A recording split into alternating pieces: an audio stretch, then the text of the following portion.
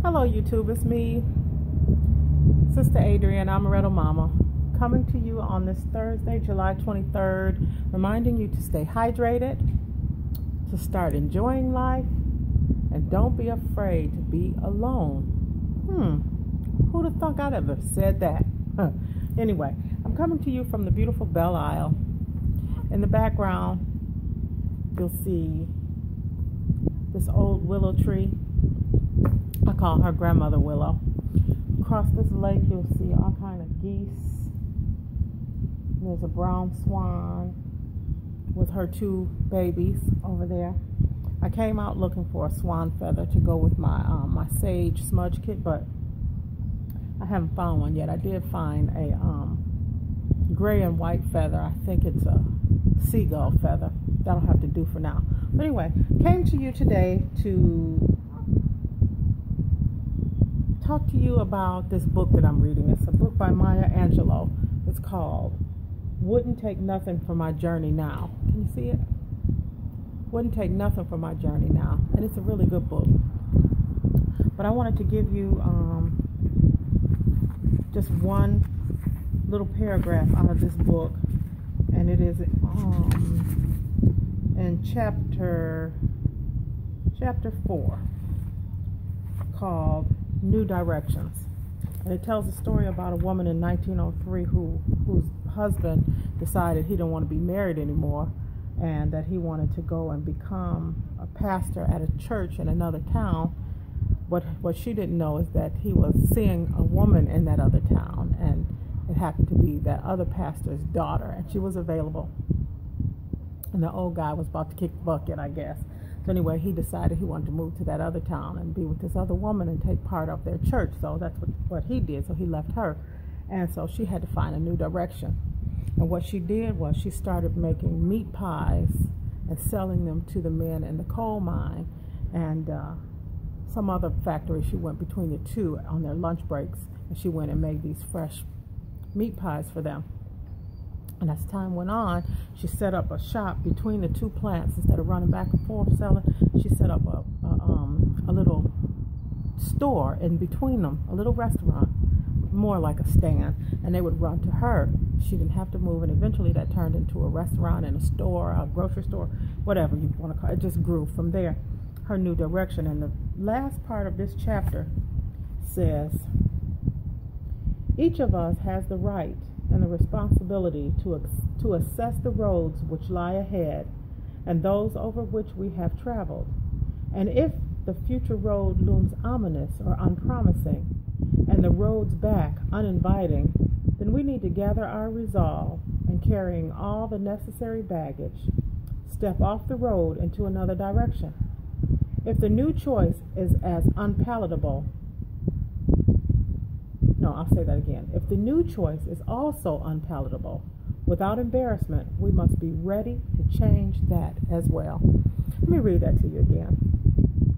Again, this is Maya Angelou, Wouldn't Take Nothing for My Journey, Chapter 4, New Beginnings, a New Direction. And it says, each of us has the right and the responsibility to assess the roads which lie ahead and those over which we have traveled.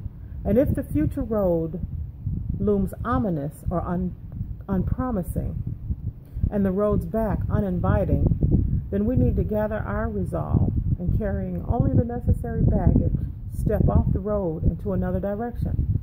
If the new choice is also unpalatable, without embarrassment, we must be ready to change that as well. When I read that, it kind of struck a chord in me, because on my journey I'm changing a lot, and I've been stepping off and doing new things that I've never done before. But one thing I have not done is I have not compromised my own morals and my own values. There's still some things that I just won't do. There's things that I just won't do, and there's lines that I still won't cross. That probably limits me, and that probably is why I am still single, because there are just some things I just won't do. For instance, I will never sleep with one of my ex's friends. I'll never sleep with one of his relatives.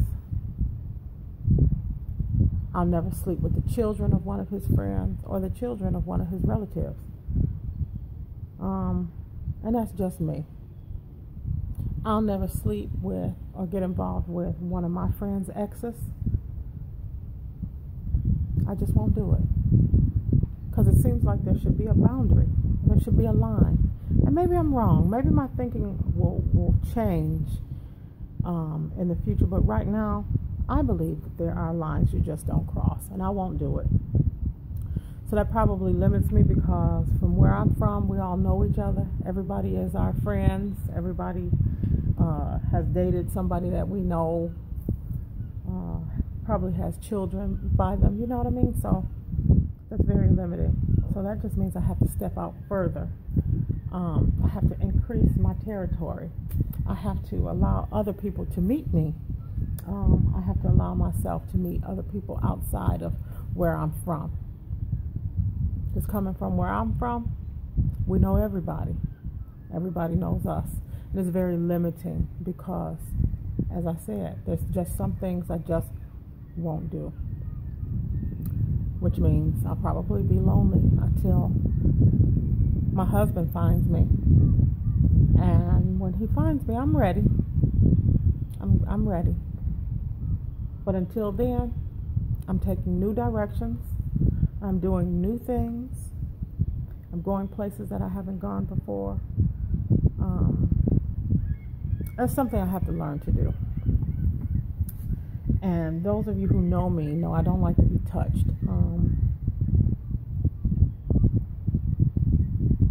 I don't mind being intimate. That's different. I just don't like for people to just randomly come and touch me, which means I don't shake hands often. I don't hug everybody that I meet. And some people find it kind of put-offish,